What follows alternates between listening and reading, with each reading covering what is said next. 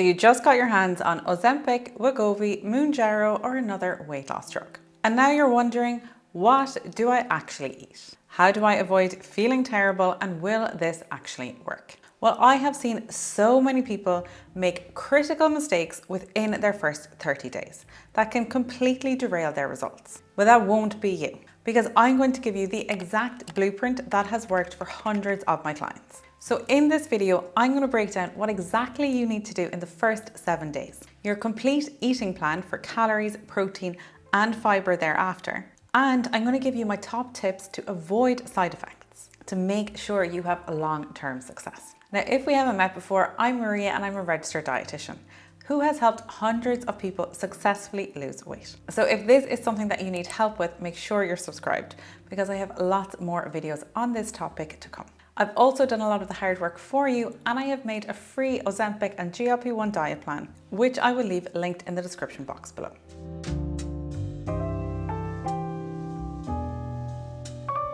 So let's start with what you need to do before you even take that first injection. And I need you to pay strong attention here because what you do in the first 7 days is more important than you may think. First, whatever you do not have a big last supper the night before. And I know it's very tempting for many people to have a big blowout meal before they start some kind of a diet intervention. But I promise you, you will regret it. Because these medications work by slowing down how quickly food moves through your stomach. So if you have a big, huge final meal, that is going to sit there, causing nausea, cramps, and possibly even vomiting. So if you really want that final celebration meal, not that I'm promoting it, but make sure you have it at least a week before you start these injections. You don't want to start off your weight loss jabs with a nasty dose of stomach cramps. It's going to give you a bad taste right from the get-go. Now, if you were starting any sort of a weight loss intervention, there would be a certain amount of prepping and planning in advance that you would need to do.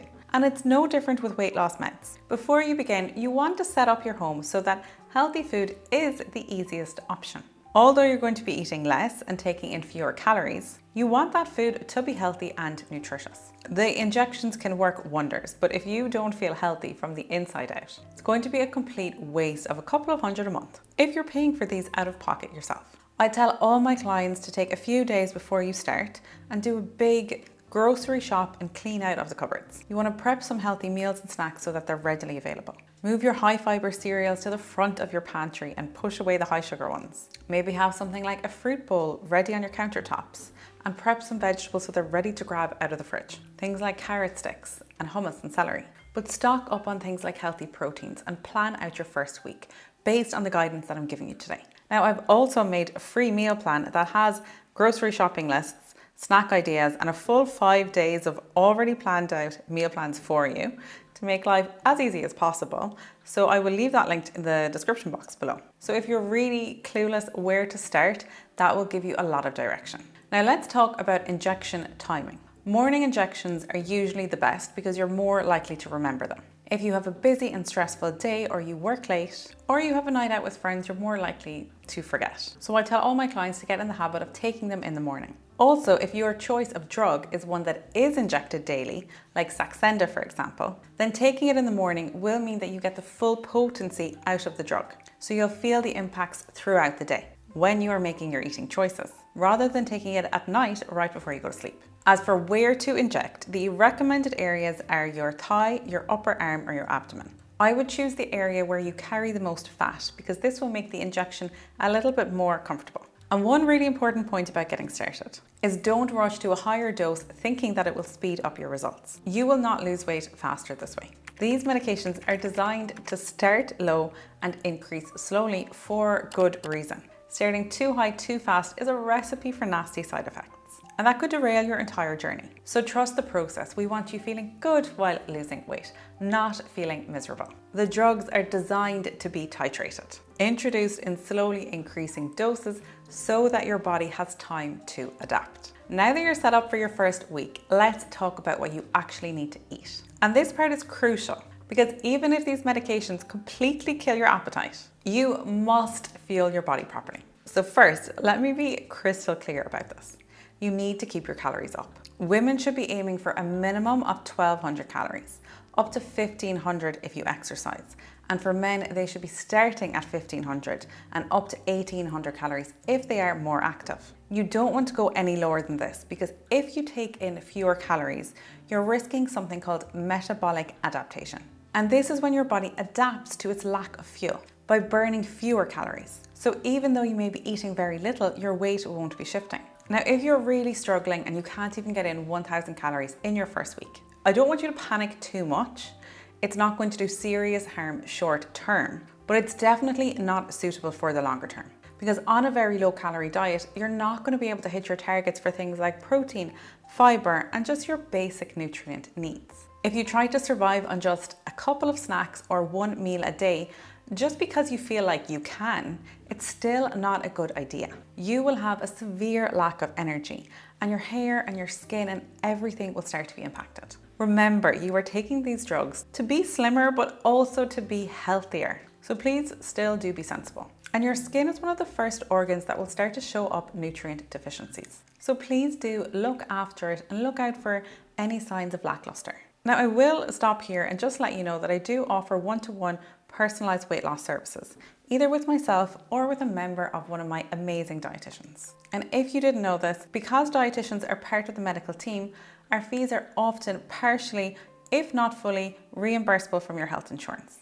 So it is worth checking out. And we offer online consultations, so it's suitable wherever you are in the world. Now, let me just give you a really quick tip for those initial few days if you are really struggling. If you can't eat much solid food, it can be helpful to switch to liquid nutrition for a couple of days. And this works because if you remember how I mentioned earlier, that these medications slow down how food moves through the digestive tract. Well, liquids pass through your digestive system much quicker in comparison to solid food. And your stomach does not have to work as hard to digest them. You can try things like meal replacement drinks or protein shakes or smoothies or soups. But the thing is, I would only recommend doing this for a couple of days, around 3 or 4 max. And this is just to get you through that initial adjustment. It's not a long-term strategy. Now, moving forward, when it comes to getting the right balance at your meals, the simple framework that I guide all of my clients through is the balanced plate framework. So you want to make sure that at most meals, half of your plate is vegetables, 1/4 is protein, and 1/4 is a starchy carbohydrate. And you want to make sure that at least once a day you're having 1 portion of whole grains. Now, if you're struggling to eat, I would prioritize the vegetables for fiber and getting in the protein over the carbohydrates. But I would try to get in at least 1 serving of a starchy carbohydrate every day, like your oats, your whole grain bread, or your brown rice or pasta. For healthy fats, a small amount daily, like olive oil, avocado, nuts or seeds. And try to have oily fish at least once a week. And this is just important for overall health. Now, I want to really emphasize here about protein, because protein is crucial, especially when you're losing weight. And I'm sure most of us have heard before that protein is important. But when we are losing weight, we need to do everything in our power to make sure that we lose fat and not muscle, because losing muscle is very, very easy to do. But regaining and building muscle is very, very hard. And this might surprise you, but people in larger bodies actually tend to have a decent enough amount of muscle mass because it's needed to carry the body weight around. So use that to your advantage and preserve that muscle mass as you shrink down in sizes, because muscle will burn more calories than fat. So it is great to have more muscle long term. Now, for a precise target, you want to aim for 1.6 grams of protein per kg of body weight every day. If you prefer pounds, this equates to around 0.7 to 0.8 grams of protein per pound of body weight per day. And this is based on your ideal or your target weight, not your current weight. So for most people, that is going to probably be a minimum of 80 to 100 grams of protein. You can get this from meat, fish, eggs, dairy, soya, nuts, beans, peas, legumes. But you will often have to be quite strategic in how you go about this. But you want to aim for a good protein source at least 3 times a day. I love things like those high protein yogurts or those protein shakes that are readily available in the store. I think they're great snacks to have on hand, especially if you're struggling with a poor appetite. But what's equally important is you also need to add in strength training right from the beginning. You can't wait until you lose some weight to then start going to the gym. You need to start from day one. This is things like simple bicep curls, lunges, squats. You can start with body weight and then you can slowly add small dumbbells while you build up your strength. And even trying to do 1 to 2 strength sessions a week will be hugely beneficial.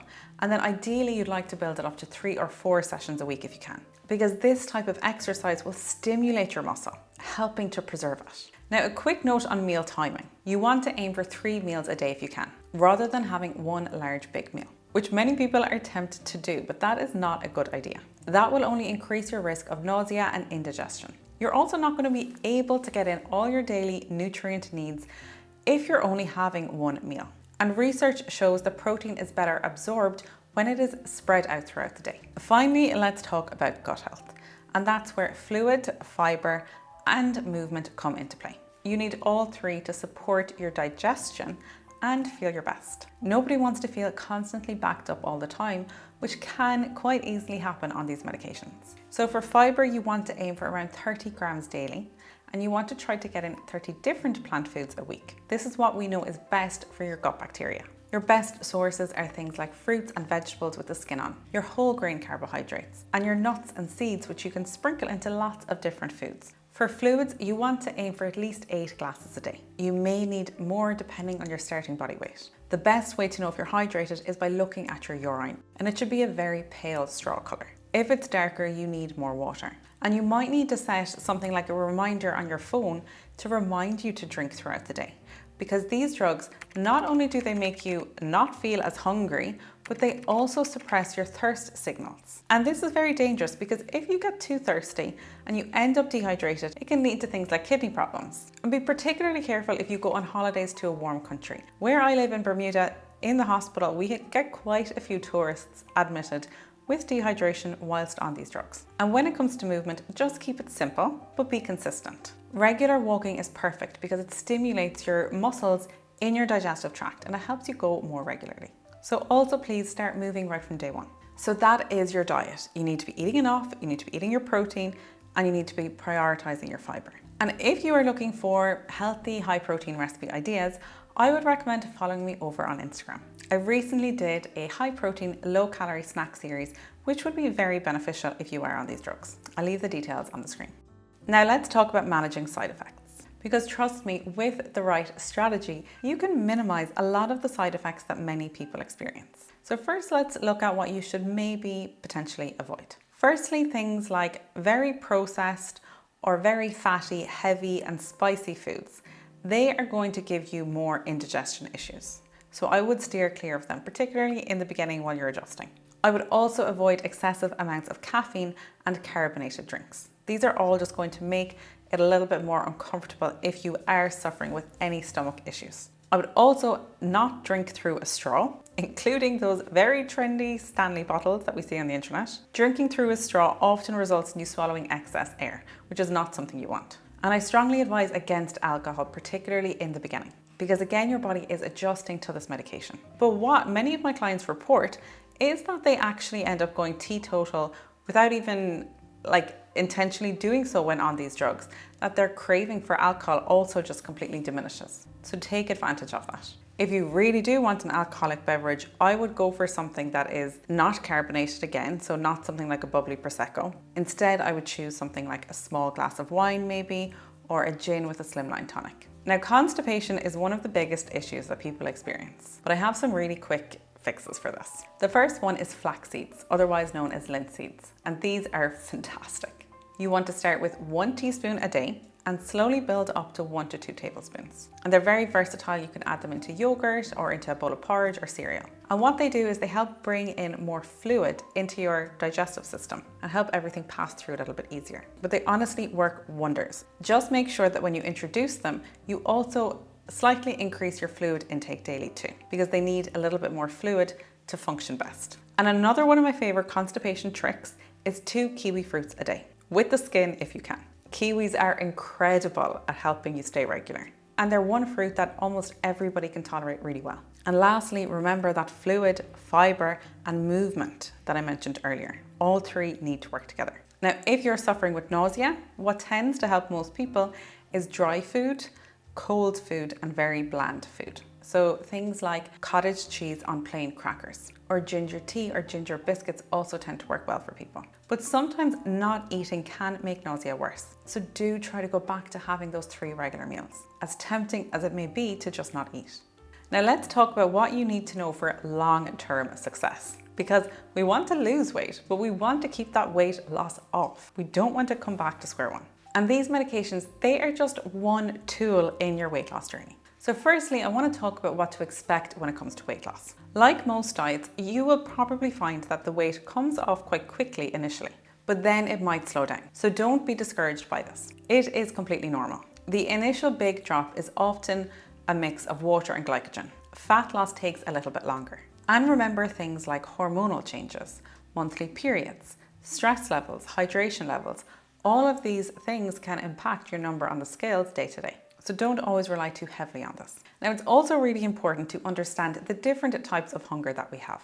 There are three main types of hunger that I go over with my clients. We have head hunger, and these are cravings that are often triggered by seeing food. We have stomach hunger, which is true physical hunger. And then we have heart hunger, and this is more emotional eating. It's often triggered by stress, anger, or maybe even loneliness. Now, these medications will help with head and stomach hunger, but they won't help with heart hunger. They are not going to fix emotional eating. So what I want you to do is make the most of this time when you are on weight loss medications. I tell all my clients to think of these drugs like stabilizers or training wheels when you're first learning to ride a bicycle. This is your opportunity to work on your relationship with food whilst you have some extra support around you. If you have struggled with healthy eating in the past, now really is the perfect time to work with a dietitian to work through any disordered eating patterns that you might have.